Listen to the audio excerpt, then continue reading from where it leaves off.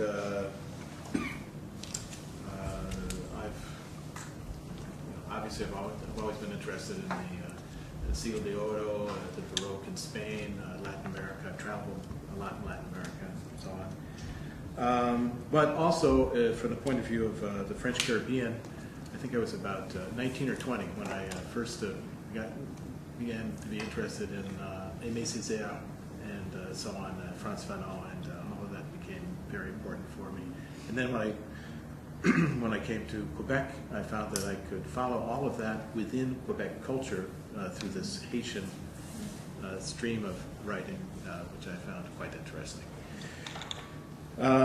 In Spanish, my specialty is not actually the Caribbean. It's more Argentine literature and Latino-Canadian literature and so on. But that said, the contrast between the Spanish Caribbean Neo-Baroque and the French Caribbean Neo-Baroque I found quite interesting. And those contrasts are brought out in this. So,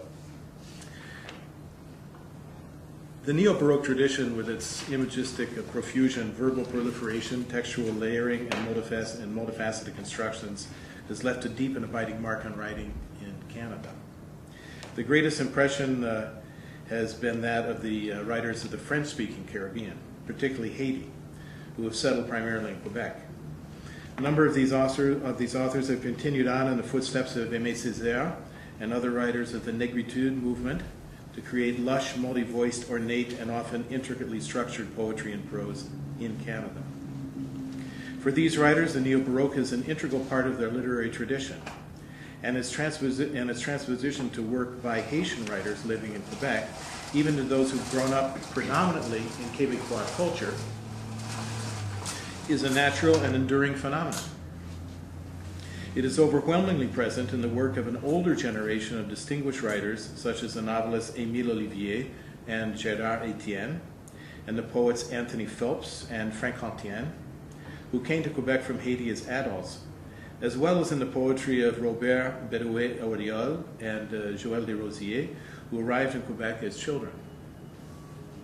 De Rosier's work is of particular interest for its neo-Baroque qualities, both in terms of its content and of its style, which have manifested themselves in a more experimental, fragmented form in books such as Métropolis Opéra and Savane, and lately in the more flowing, intimate poetry of the tangentially autobiographical works Vétiver and Caraïbes. I translated Vétiver in 2005, an experience that gave me a deep appreciation of de Rosier's skill and inventiveness. Among Spanish and Portuguese-speaking writers who live in Canada, the influence of the Neo-Baroque has been much more tenuous. This has been chiefly due to the fact that the vast majority of Latin American writers who currently live in Canada come from areas outside the Caribbean basin where other literary traditions hold sway.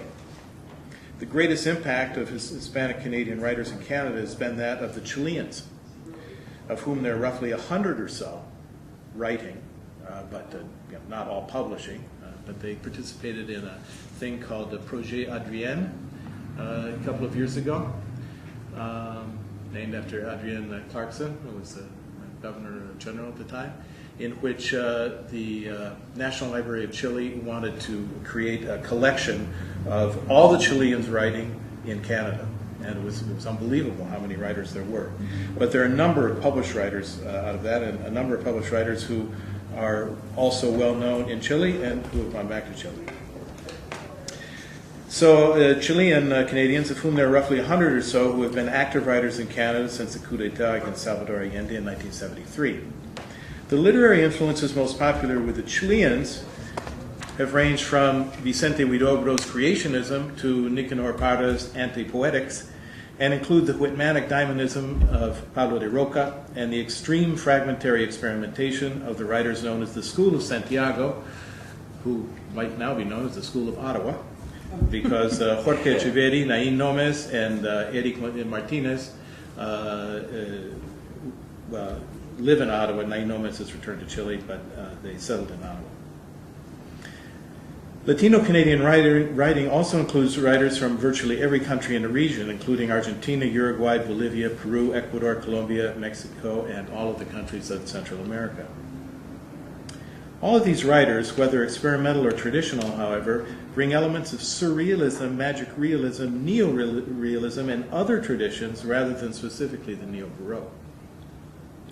Few authors of the Spanish-speaking Caribbean have immigrated to Canada, and those who have, from the Dominican Republic, Cuba, and the Caribbean coasts of Venezuela and Colombia, generally feel a stronger affinity with a more direct documentary style, or, in the case of the well-known Puerto Rican poet Rafael Barreto Rivera, who I would say is the best-known poet, Caribbean poet who lives in Canada currently, work with a Dadaist performative style that is closer to avant-garde European and American tendencies. The one exception, however, has been Alfonso Quijada Urías, a prominent Salvadoran author of over a dozen extremely diverse and imaginative works of poetry and fiction, many of which vary widely in style, who has written a number of short stories and a novel, Lujuria Tropical, which are thoroughly and exuberantly in the Neo-Baroque tradition. I've translated a number of Quijada Urías' short stories, including the collection Para Mirarte Mejor, The Better to See You. But the story that was most challenging for its Neo-Baroque qualities was a precursor to Lujuria Tropical, with which it shared certain thematic elements, but differed in tone, called Florencia Sanchez.